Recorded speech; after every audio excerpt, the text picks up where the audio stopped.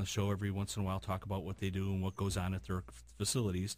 And now last month we had Dr. McNabb, who was a podiatrist. He was a lot of fun. He was, yeah, well, he was able to take it and he dished it out, too. He dished it out good, though. Yeah, He he got did. to a bunch of times. Yeah, he went out for lunch with us.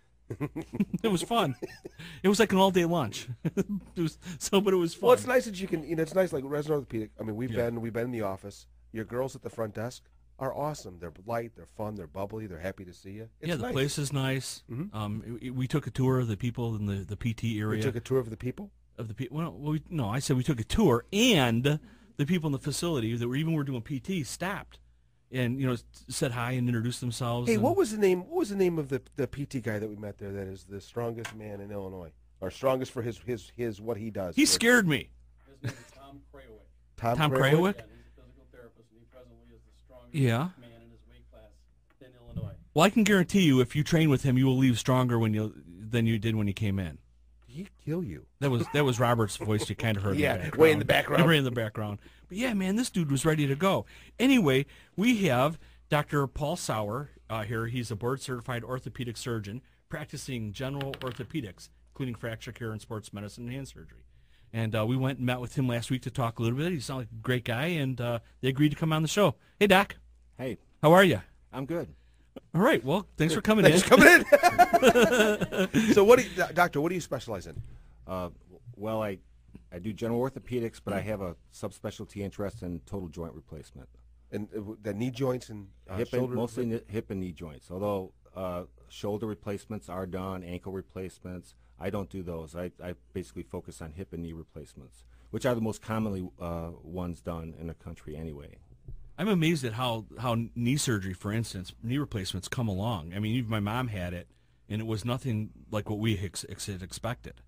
Yeah, people recover very quickly. You can walk immediately on total hips and knees these days. And people are out of the hospital after about 3 days. So I let my patients with their total knees go to a cane after about 2 weeks, and hip replacements can go to a cane after about 3 or 4 weeks. I mean, that amazes me. You can replace a hip or a knee, which I'm sure at some point it amazed you too, and you got into it. But what kind of a recovery? I mean, if someone has chronic pain and they've had a lot of pain and they get their knee replaced, it just seems like a big deal to me. Actually, there's some surgical pain, but the arthritic pain is noticeably improved very quickly after the surgery. And the recovery is faster because we have better pain relief techniques with injections and blocks compared to how it was 2 or 3 decades ago. With the first hip replacement being put in 1961, and then the first knee in the early 70s, it's really evolved in both the approaches, the types of implants we use, and the rehab protocols. So people get back to their active lifestyles much more quickly these days. But you still have general anesthetic when you're having a knee replacement? Or spinal. Which would mean? Most patients probably, at least in this area, have general anesthetics. Do people need to be as nervous? I mean, I still hear people really nervous when they're talking about a knee replacement or two. Well, it's still considered a major operation. It takes roughly, depending on the doctor, 1 to 1.5 hours to do it. And it's about 3 days in the hospital. So it's still considered a major surgery, but if they're informed and they know what they're getting into and their pain is bad enough, they met the criteria for a total joint, they do very well. And the success rate with these operations is excellent. Yeah, I saw a guy that had a hip replacement. He's an old duffer, and he doesn't listen to anybody, but he was out jogging. And of course, he said he wasn't supposed to be out jogging. Well, look at how many people with we the take hip care of that replacement. have had either hips or knees done. No, you're not supposed to do that. Yeah, he did it anyway. He didn't care. I tell people not to impact load like running or jumping or kneeling on knee replacements. But the types of activities they can do include bike riding, swimming, golfing, bowling, and dancing. So Really? those are all acceptable activities. Well, I mean, I'm actually kind of surprised, but that guy did. He ran for years and years on that hip, and every time I'd see him, he goes, "They told me I'm not supposed to run." Well, the problem is you can loosen the prosthesis early, and it may need to be revised then. Really? Yes. So it needs to be revised. Another way of saying they're going to have surgery again. Right, might need to be redone. Oh, completely redone? Yes. Oh man. What are the new knees and the new hips? What are the materials made out of? What is it actually? What is it actually? Cobalt, chromium, molybdenum alloys, or titanium. And then the bearing surfaces are either polyethylene, which is like a plastic. It's an implantable grade plastic, or ceramic, or metal, metal on metal. Is a new knee the joint the same as like we have in our body, or is it something that's actually No, put together like our a body pin? has cartilage on the joints. So basically, you remove the arthritic part of the joint, and you resurface the joint. Really? So it eliminates the pain associated with the arthritic joint. And not just anybody can do this. I mean, do you have to be board certified, or did you have to go through a fellowship of some sort? Well, general orthopedic surgeons can do total joint replacements. It's just if you have a fellowship, then the more complicated cases or revision operations, it's just you're more experienced then in doing total joints. And that it's not that general orthopedic surgeons can't do total joints, because a lot of them do. But you really want somebody that specializes, right? That's done a lot of them. Yeah, like I would say orthopedic. that.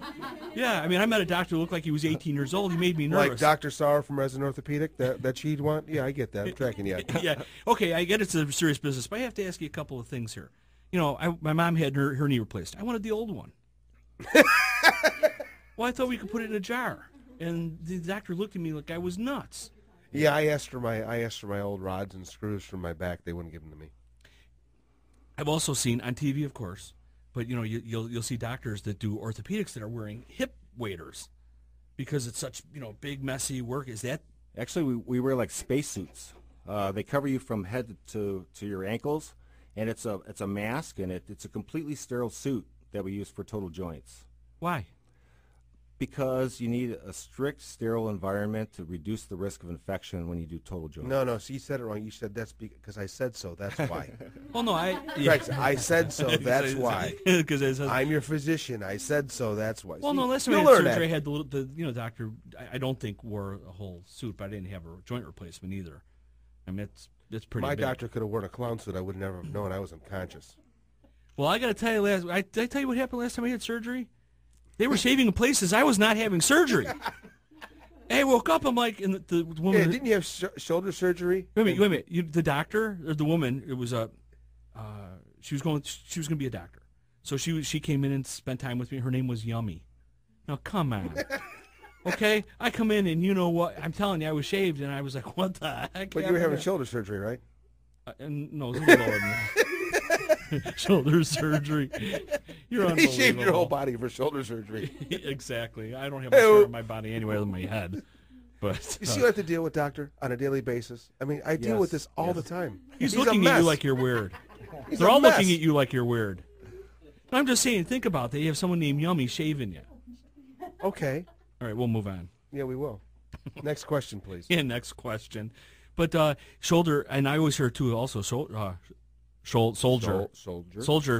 surgery is usually a pretty tough thing to recover from. It depends on what you do. If it's a simple shoulder arthroscopy, then you can recover from that more quickly. If you have to do a reconstruction, then you have to protect it longer with a sling and go through more prolonged rehab, and so it depends on what you do.